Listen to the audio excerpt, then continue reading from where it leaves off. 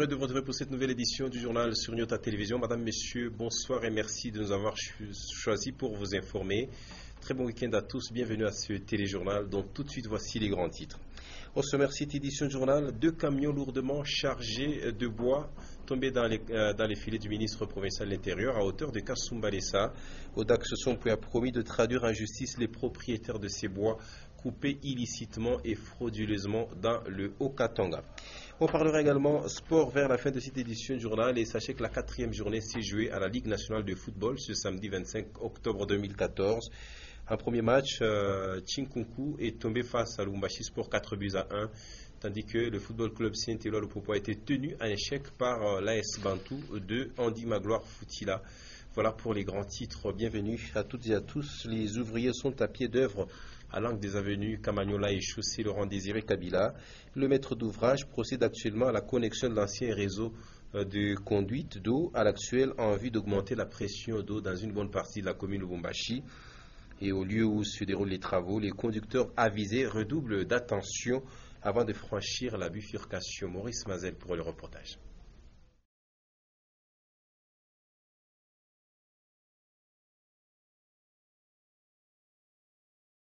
Du vieux réseau qui date de l'époque coloniale au nouveau branchement.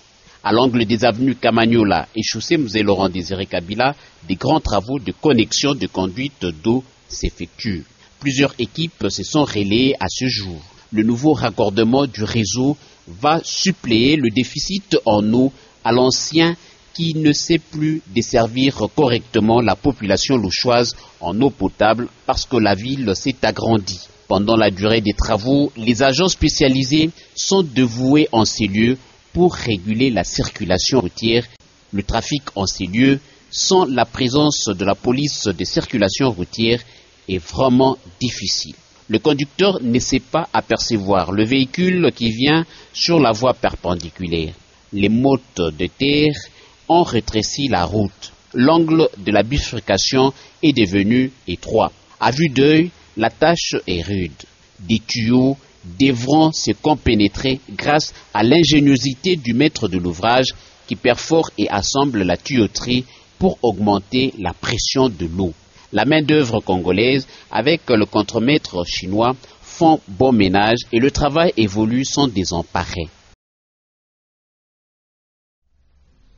On va rester sur nos routes pour dire que l'Office de voirie et de drainage OVD Katanga poursuit avec la réhabilitation des différentes artères du quartier Makomeno. La dernière partie de l'avenue Likasi est en train de recevoir sa première couche d'enrobé. Et du côté boulevard Katouba, c'est l'opération de débouchage des trous qui s'y effectue. Et j'ai à la fin un tour de ce côté-là qui nous propose cet élément de reportage. Débutés depuis le 22 septembre, les travaux de réhabilitation des avenues du quartier Makomeno, qui portent sur un total de 1574 mètres, vont prendre fin incessamment. Déjà, la dernière partie de l'avenue Likasi subit la pose de la couche d'enrobé.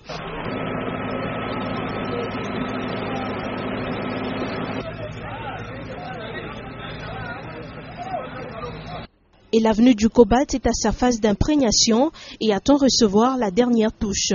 Les travaux se déroulent sous l'œil vigilant du sous-directeur technique de l'OVD Katanga, Dieudonné Aboulangabila. Entre-temps, les trous se trouvant le long du boulevard Katouba sont en train d'être bouchés à l'aide du compacteur.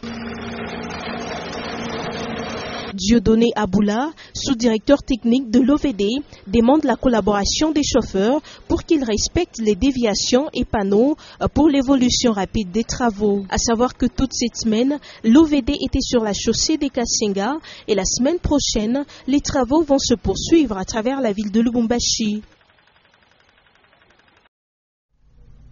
Et on va à présent se rendre du côté de la Gécamine où le terrain Machal est devenu un véritable silo d'immondices.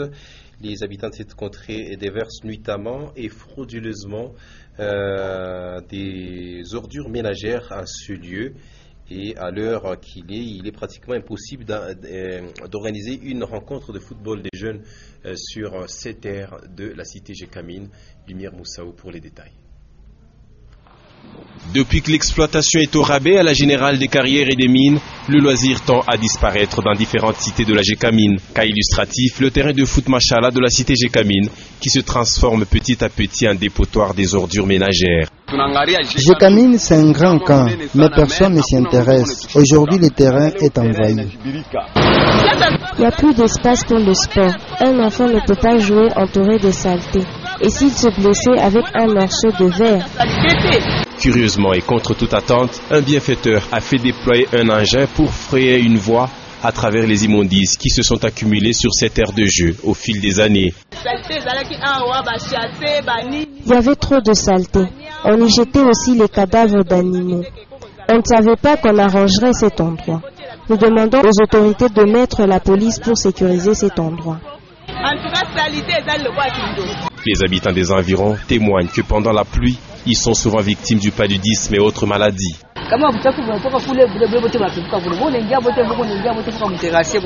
Toutes les ordures glissent avec l'eau des tranchées. Et cela nous amène trop de moustiques.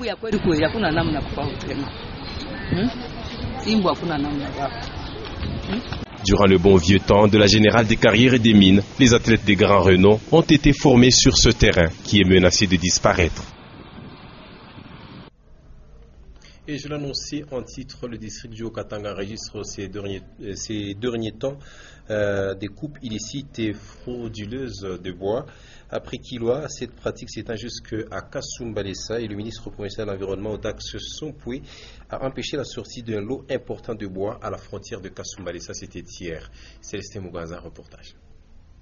2 camions lourds remplis de bois s'apprêtaient à traverser la frontière de Kasumbalesa avec une charge acquise de manière frauduleuse sur le sol congolais.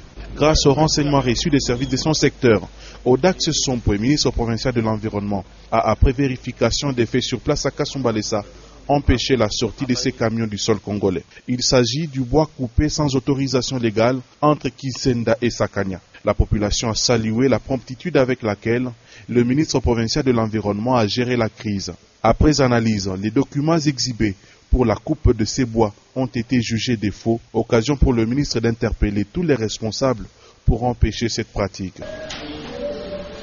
Alors, je voudrais, par cette occasion, interpeller tous les collaborateurs qui travaillent avec moi dans le domaine de l'environnement pour essayer de fournir le maximum d'efforts pour que ce programme d'exploitation illicite, frauduleuse de bois cesse. Parce que je dois vous avouer que les personnes qui seront citées seront entendues. Dans le but d'approfondir les enquêtes, les 2 camions remplis de leur butin ont été ramenés à Lubumbashi. 24 octobre 1964, 24 octobre 2014, voici 50 ans jour pour jour depuis que la Zambie avait accédé à sa souveraineté nationale et internationale. Et ici à Lubumbashi, le consul honoraire de la République zambienne accrédité dans la capitale Cuprifère a organisé une manifestation festive. Ça s'est déroulé dans la salle La Bohème et Vodacom Congo s'est fait représenter valablement par ses responsables régionaux à cette manifestation. Sylvie Moussaou, reportage. L'entreprise des télécommunications Vodacom a choisi de célébrer avec la République zambienne ses 50 années de l'accession à la souveraineté nationale et internationale. Un moment de partage du gâteau et de l'échange politique, social et culturel. Les nations congolaises et zambiennes ont en commun un réseau qui leur permet de mieux communiquer. Et c'est Vodacom, a précisé René Monzambi, directeur régional. Depuis un temps, une tarification spéciale est accordée aux abonnés de Vodacom en Zambie à travers Zamtel. À l'occasion de ces grands événements de la République sœur, les autorités politiques congolaises ont accompagné le consul général et ses compatriotes zambiens à célébrer dignement leur indépendance. Et la journée internationale sans papier, c'est aujourd'hui samedi 25 octobre 2014. Alors cette journée a pour objectif principal la promotion d'utilisation des électroniques et la réduction des moyens papier dans la communication et l'information. Dans un pays comme la République démocratique du Congo, on ne sait pas en tout cas se passer des papiers et de manière quotidienne dans son activité professionnelle ou dans tout autre domaine de la vie nationale. Et c'est ce que nous dit Ejé Tchala dans ce reportage. Réduire l'utilisation des papiers au profit des technologies de l'information et de la communication a pour avantage de contribuer à la préservation de l'environnement. Mais pour certains chercheurs, les promoteurs de cette journée prêchent surtout pour leurs propres intérêts, dans la mesure où on y retrouve des géants du stockage des documents et de la gestion électronique des documents. De l'autre côté, il est impossible de ne pas utiliser quotidiennement les papiers dans notre société actuelle. Les autorités politiques, administratives, les services du secteur public et du privé, les universités et autres, tous ont besoin du papier pour leur fonctionnement. Seulement, les problèmes surviennent quant à l'archivage de certains documents. Certains papiers sont souvent exposés au risque des moisissures, rongeurs, voire même inondations. D'autres, par contre, traînent par terre après usage. Et des fois, on ne sait plus retrouver les anciens procès-verbaux ou autres documents importants quelques années après, surtout lors des cérémonies comme celle des remises et reprises. Et à présent, la page sportive de cette édition du journal. Tout d'abord, la deuxième journée du concours de saut hippique international qui a consacré dans la journée d'hier M. Malta Forest comme vainqueur du Grand Prix avec un chrono de 56 secondes 62 tierces. Et Jean-Marc Nkoulou Kassongo pour les détails. La 24e édition du concours des sauts hippiques international de Lubumbashi a atteint ce vendredi sa vitesse de croisière. Les cavaliers venus de la Zambie, de la France, de la Belgique et autres pays ont été honorés par l'exécution de l'hymne national de chacun des pays participants.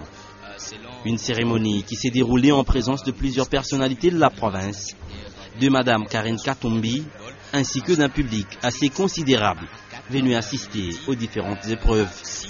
Le plus grand prix de la journée sera raflé par la République démocratique du Congo et c'est là grâce à Malta Forest. Le cavalier sera auteur d'un doublé sans faute à une hauteur de 1,30 m d'obstacle. Et c'est là en un temps de 56 secondes 62 tierces. La deuxième place est aussi congolaise avec Alexandra Savalos. La Belgique s'est contentée de la troisième place, raflée par Marie Foulon. Je voudrais remercier, profiter de l'occasion pour pouvoir remercier tout le comité organisateur, nos sponsors, tous nos gens qui nous ont aidés, le chef de piste, les palefreniers et le public. Parce que le public, c'est lui qui m'a donné les ailes pour pouvoir remporter la victoire. Accent Mingue. L'autre temps fort de ces vendredis, c'est des feux d'artifice qui ont été lancés pendant une vingtaine de minutes. Et c'est là, à la grande satisfaction des spectateurs, venus nombreux pour la circonstance, une occasion pour Georges Arthur Forest de remercier tous ceux qui ont rendu cela possible.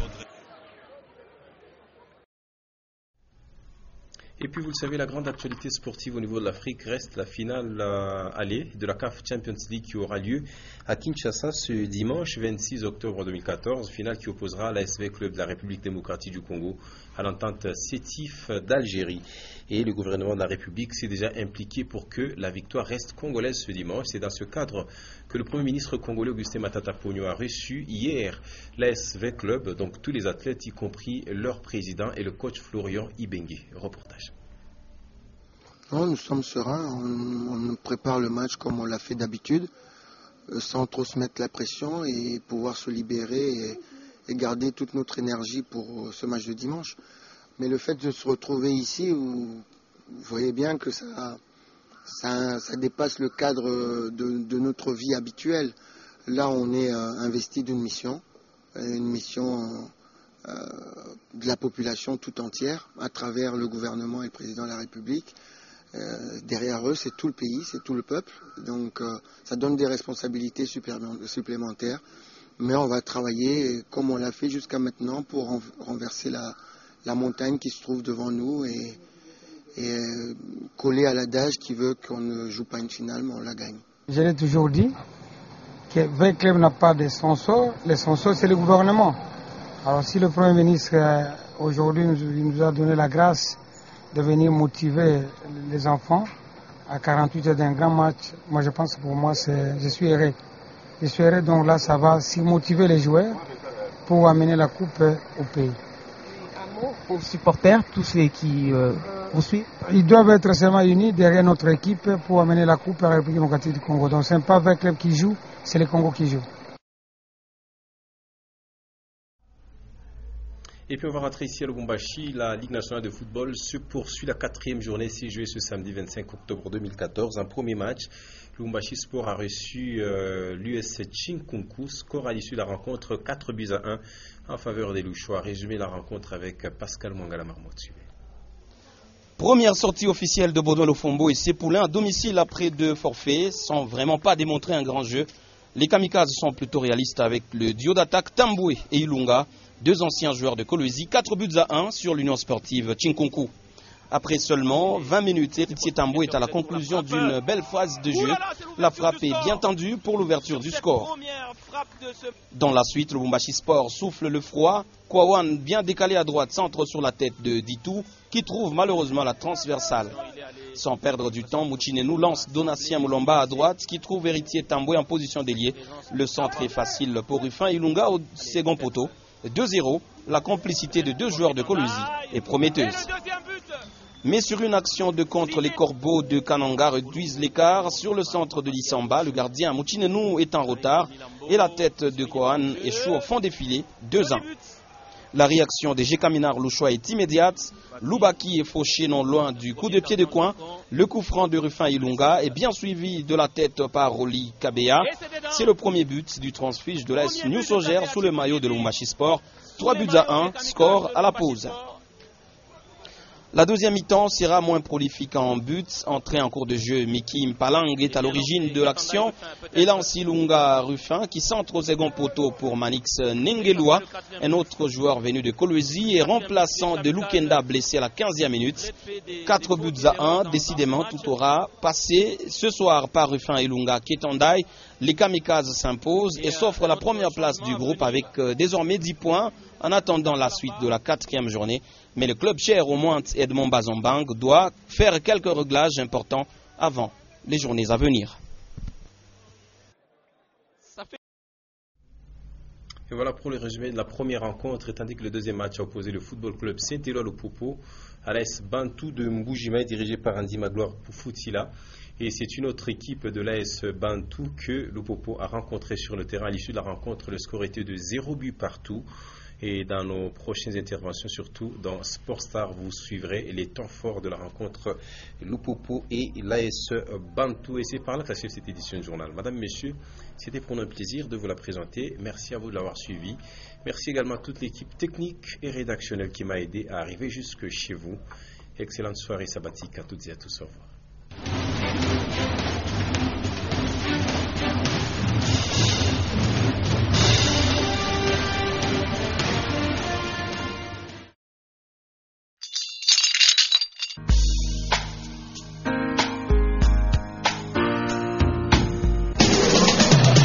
Programmation musicale, voice track, gestion publicitaire. Nyota FM. Et un support technique, c'est sur Nyota.